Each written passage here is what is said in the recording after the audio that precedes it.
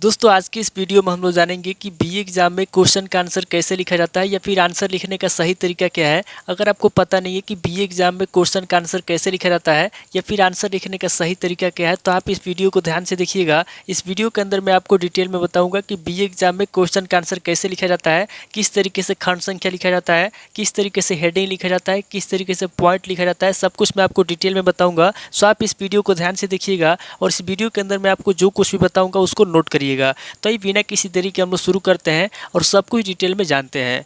तो दोस्तों BA exam में किसी भी क्वेश्चन का आंसर लिखने के लिए आपको क्या करना है कि जो आपकी कॉपी होती है आपको क्या करना है कि सबसे पहले ऊपर से आपको एक लाइन छोड़ना है और एक लाइन छोड़ने के बाद क्या करना है कि दूसरी लाइन के अंदर आपको जो भी आपका खंड संख्या है, मान लीजिए कि सबसे पहले आप खंड अ के क्वेश्चन का आंसर लिखना चाहते हैं, तो आपको क्या करना है कि दूसरी लाइन में आपको सबसे पहले खंड अ लिखना है। उसके बाद से खंड अ लिखने के बाद क्या करना है कि जो भी आपका प्रश्न संख्या है, मान लीजिए कि खंड अ के अंदर आप प्रश्न संख्या 1 का आंसर लिखना चाहते हैं या फिर प्रश्न संख्या 2 का आंसर लिखना चाहते हैं, तो आपको क्या करना है कि सबसे पहले तो आपको ऊपर से एक लाइन छोड़ना है। उसके बाद दूसरी लाइन में आपको खंड संख्या लिखना है। उसके बाद आगे आपको क्या करना है, जब आप खंड संख्या लिख लेते हैं उसके बाद आपको नीचे 2 लाइन छोड़ना है और 2 लाइन छोड़ने के बाद क्या करना है, यहाँ पे आपको सबसे पहले प्रश्नोत्तर संख्या लिखना है। अगर आप प्रश्न संख्या लिखते हैं तो यहाँ पे आपको प्रश्न संख्या 1 लिखना है, या फिर अगर आप प्रश्नोत्तर संख्या लिखते हैं तो यहाँ पे आपको प्रश्नोत्तर संख्या लिखना है। जो भी आपका प्रश्नोत्तर संख्या है, जैसे मान लीजिए प्रश्नोत्तर संख्या 1, प्रश्नोत्तर संख्या 2, प्रश्नोत्तर संख्या 3, आपका जो भी प्रश्नोत्तर संख्या है यहाँ पे आपको क्या करना है, यहाँ पे आपको प्रश्नोत्तर संख्या लिखना है। उसके बाद जैसे आप प्रश्नोत्तर संख्या लिख लेते हैं उसके बाद क्या करना है कि नीचे आपको कम से कम 3 लाइन छोड़ना है, 1 2 3, नीचे आपको 3 लाइन छोड़ना है। और 3 लाइन छोड़ने के बाद क्या करना है, यहाँ पे आपका जो भी प्रश्न का हेडिंग है, जो भी आपका आंसर है, यहाँ से आपको आंसर लिखना शुरू करना है। तो यहाँ पे जैसे आप देख सकते हैं कि यहाँ पे हेडिंग 1 लिखा गया है, यानी कि यहाँ पे पहला हेडिंग लिखा गया है वैश्विक तापमान कम करने का प्रयास।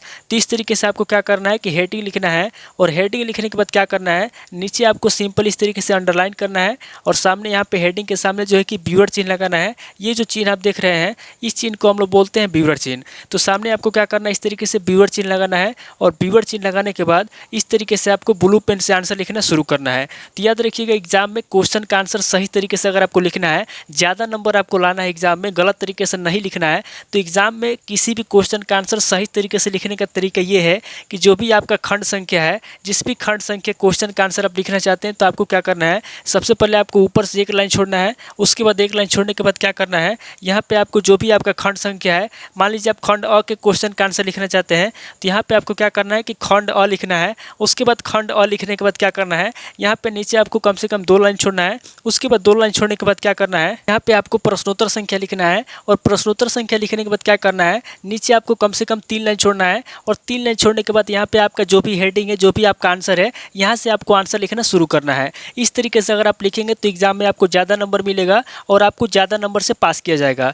तो इस तरीके से आप देख सकते हैं कि यहाँ पे हेडिंग पहला लिखा गया है, यानी कि यहाँ पे पहला हेडिंग लिखा गया है वैश्विक तापमान कम करने का प्रयास। तो याद रखिएगा कि एग्जाम में जो भी आप खंड संख्या लिखेंगे, जो भी प्रश्नोत्तर संख्या लिखेंगे या फिर जो भी आप हेडिंग लिखेंगे, तो आपको क्या करना है, खंड संख्या, प्रश्नोत्तर संख्या और हेडिंग तीनों आपको क्या करना है, तीनों आपको ब्लैक पेन से लिखना है और उसके अंदर जो भी आप आंसर लिखेंगे, आंसर आपको ब्लू पेन से लिखना है। इस बात को आप याद रखिएगा। तो यहाँ पे आप देख सकते हैं कि जो हेडिंग लिखा गया है ब्लैक पेन से लिखा गया है, प्रश्नोत्तर संख्या भी ब्लैक पेन से लिखा गया है और यहाँ पे जो आपका खंड संख्या है, खंड संख्या भी ब्लैक पेन से लिखा गया है। बाकी आपका जो भी आंसर है, आंसर आपको देख सकते हैं कि यहाँ पे आंसर जो भी लिखा गया है, आंसर ब्लू पेन से लिखा गया है। तो एग्जाम में भी आपको इसी तरीके से लिखना है। उसके बाद आपको क्या करना है कि 2 मेन हेडिंग के बीच में आपको कम से कम 1 लाइन छोड़ना है और पॉइंट के बीच में कोई भी लाइन नहीं छोड़ना है। मैं क्या बोल रहा हूँ आपको समझ में नहीं आ रहा है, आगे आप समझ जाएंगे। जैसे यहाँ पे देखिए, यहाँ पे आपका पहला हेडिंग शुरू हुआ है और यहाँ पे आपका पॉइंट आ गया है, यानी कि पहले हेडिंग में आपका पहला पॉइंट आ गया है। तो मैंने आपको ये बोला कि अगर पहला हेडिंग शुरू हुआ है और उसके बीच में कोई भी पॉइंट आता है, तो पहले हेडिंग के पॉइंट में या फिर दूसरे पॉइंट के अंदर आपको बीच में कोई भी लाइन नहीं छोड़ना है। जैसे यहाँ पे आपका पहला पॉइंट शुरू हुआ है और यहाँ पे देखिए नीचे आपका दूसरा पॉइंट शुरू हुआ है। उसी तरीके से आगे देखेंगे तो यहाँ पे आपका तीसरा पॉइंट है, यहाँ पे आप देख सकते हैं कि यहाँ पे आपका तीसरा पॉइंट है। उसी तरीके से यहाँ देखेंगे तो आपका चौथा पॉइंट है। तो मैंने आपको बोला कि 2 पॉइंट के बीच में आपको कोई भी लाइन नहीं छोड़ना है और जो आपका मेन हेडिंग होता है, 2 मेन हेडिंग के बीच में आपको कम से कम 1 लाइन छोड़ना है। तो यहाँ पे आप देख सकते हैं कि जो आपका पहला हेडिंग है, यहाँ पे जो आपका पहला हेडिंग है वैश्विक तापमान कम करने का प्रयास, तो पहले हेडिंग के अंदर आपका कम से कम 4 पॉइंट दिया हुआ है। यहाँ पे आप देख सकते हैं पहले हेडिंग के अंदर आपका 4 पॉइंट दिया हुआ है। तो मैंने आपको बोला कि जो भी आपका हेडिंग है उसके अंदर आपका पॉइंट आता है, तो पॉइंट के बीच में आपको कोई भी लाइन नहीं छोड़ना है। और बाकी जो आपका मेन हेडिंग होता है, मेन हेडिंग के बीच में आपको 2 मेन हेडिंग के बीच में आपको कम से कम 1 लाइन छोड़ना है। तो यहाँ पे आप देख सकते हैं कि यहाँ तक आपका पहला हेडिंग था, पहले हेडिंग के अंदर आपका 4 पॉइंट है। उसके बाद से यहाँ से आपका दूसरा हेडिंग शुरू हो रहा है। तो दूसरे हेडिंग के अंदर यहाँ पे आप देख सकते हैं कि यहाँ पे ब्लैक पेन से हेडिंग लिखा गया है, फिर उसके बाद यहाँ पे व्यूअर चिन्ह लगाया गया है, और यहाँ पे नीचे देखेंगे तो दूसरे हेडिंग के अंदर आपका पहला पॉइंट आया है। फिर उसके बाद पीछे देखेंगे तो यहाँ पे जो है कि आपका दूसरा पॉइंट आया है, और यहाँ पे जो है कि दूसरा पॉइंट खत्म हुआ है, और फिर से यहाँ पे जो है कि तीसरा मेन हेडिंग शुरू हो गया है। तो यहाँ पे जैसे ही मेन हेडिंग आया है, यहाँ पे बीच में एक लाइन छोड़ा गया है।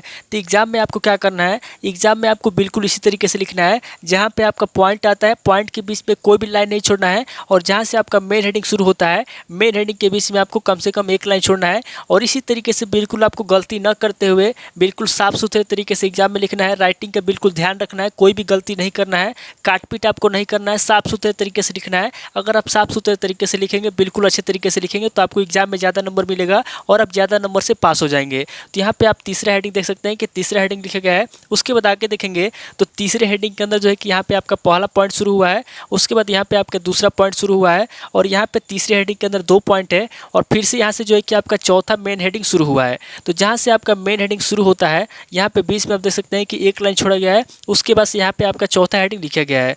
फिर उसी तरीके से आगे जाएंगे तो यहाँ पे आप देख सकते हैं कि यहाँ पे आपका चौथा हेडिंग खत्म हुआ है, और यहाँ पे आपका पांचवा हेडिंग शुरू हो गया है। तो पांचवा जो है मेन हेडिंग है, तो मेन हेडिंग शुरू हुआ है तो क्या हुआ है, यहाँ पे बीच में एक लाइन छोड़ा गया है। तो एग्जाम में आपको बिल्कुल इसी तरीके से लिखना है, जहाँ से आपका मेन हेडिंग शुरू होता है बीच में आपको एक लाइन छोड़ना है, और पॉइंट है तो पॉइंट के बीच में कोई भी लाइन नहीं छोड़ना है। इस बात को आपको याद रखना है। उसी तरीके से आगे बढ़ते हैं। यहाँ पे आप देख सकते हैं कि यहाँ पे जो है कि आपका पांचवा जो हेडिंग था, पांचवें मेन हेडिंग के अंदर आपका पहला पॉइंट है, और यहाँ पे आपका दूसरा पॉइंट है। तो मैं आपको समझा रहा था कि अगर आपका पॉइंट आता है तो पॉइंट के बीच में कोई भी लाइन नहीं छोड़ना है। यहाँ पे आप देख सकते हैं कि पहला पॉइंट है और यहाँ पे आपका दूसरा पॉइंट है, तो 2 पॉइंट आया है, तो पॉइंट के बीच में कोई भी लाइन नहीं छोड़ा गया है। तो एग्जाम में आपको याद रखना है कि अगर मेन हेडिंग है तो 2 मेन हेडिंग के बीच में आपको एक लाइन छोड़ना है, और पॉइंट है तो पॉइंट के बीच में आपको कोई भी लाइन नहीं छोड़ना है। तो इस तरीके से आपको एग्जाम में लिखना है। अब जैसे मान लीजिए कि आपका जो प्रश्नोत्तर संख्या 1 था, अगर आपको प्रश्नोत्तर संख्या का आपका खत्म हो गया, फिर उसके बाद दूसरा क्वेश्चन का आंसर, तीसरे क्वेश्चन का आंसर, चौथे क्वेश्चन का आंसर, मान लीजिए कि प्रश्नोत्तर संख्या 1 था, यानी कि जो आपका खंड अ था, शुरू से मैं आपको समझाता हूँ। मान लीजिए अगर आपको खंड अ के अंदर 5 क्वेश्चन का आंसर लिखना है, और आपने 5 क्वेश्चन का आंसर लिख लिया है, तो उसके बाद जैसे ही आपका अगला खंड शुरू होता है, जैसे मान लीजिए कि आपने खंड अ के अंदर, यहाँ पे आपका खंड अ है, अगर आपने खंड अ के अंदर 5 क्वेश्चन का आंसर लिख लिया है, तो जैसे ही आपका 5वें क्वेश्चन का आंसर खत्म होता है, उसके बाद जैसे ही आपका अगला खंड शुरू होता है, जैसे मान लीजिए कि यहाँ पे आपका खंड ब शुरू होता है, तो जैसे ही आपका अगला खंड शुरू होता है खंड ब, उसके बाद आपको क्या करना है कि सेम उसी तरीके से आपको यहाँ पे खंड ब लिखना है। फिर उसी तरीके से खंड ब के अंदर आपका जो भी प्रश्न संख्या है, यहाँ पे आपको प्रश्नोत्तर संख्या 1 लिखना है। फिर उसी तरीके से आपको लिखते हुए उसका आंसर लिखना है, हेडिंग लिखना है, और इस तरीके से लिखते जाना है। तो एग्जाम में अगर आप सही तरीके से किसी भी क्वेश्चन का आंसर लिखना चाहते हैं, तो आपको क्या करना है कि सबसे पहले आपको ऊपर से एक लाइन छोड़ना है, उसके बाद आपको खंड संख्या लिखना है, जो भी आपका खंड संख्या है, खंड अ, खंड ब, खंड स, उसके बाद से नीचे आपको 2 लाइन या 3 लाइन छोड़ना है। उसके बाद से आपको प्रश्नोत्तर संख्या लिखना है, और प्रश्नोत्तर संख्या लिखने के बाद आपको हेडिंग लिखना है। फिर उसके बाद आपको आंसर लिखना शुरू करना है, और गलती ना करते हुए, काटपीट ना करते हुए, साफ सुथरे तरीके से आपको लिखना है। अगर आप इस तरीके से एग्जाम में लिखते हैं तो आपको ज़्यादा नंबर मिलेगा, और आप ज़्यादा नंबर से पास भी हो जाएंगे। तो उम्मीद करता हूँ कि आपको समझ में आ गया हो कि एग्जाम में किस तरीके से लिखना है, किस तरीके से आपको हेडिंग लिखना है, किस तरीके से आपको पॉइंट लिखना है, किस तरीके से जो है कि आपको खंड संख्या लिखना है। सब कुछ आपको समझ में आ गया होगा। दोस्तों उम्मीद करता हूँ कि इस वीडियो से आपको बहुत कुछ सीखने को मिला होगा। अगर आपको वीडियो अच्छा लगा तो वीडियो को लाइक कीजिए, शेयर कीजिए, और अगर आप चैनल पर नए हैं तो चैनल को सब्सक्राइब कीजिए। थैंक यू दोस्तों।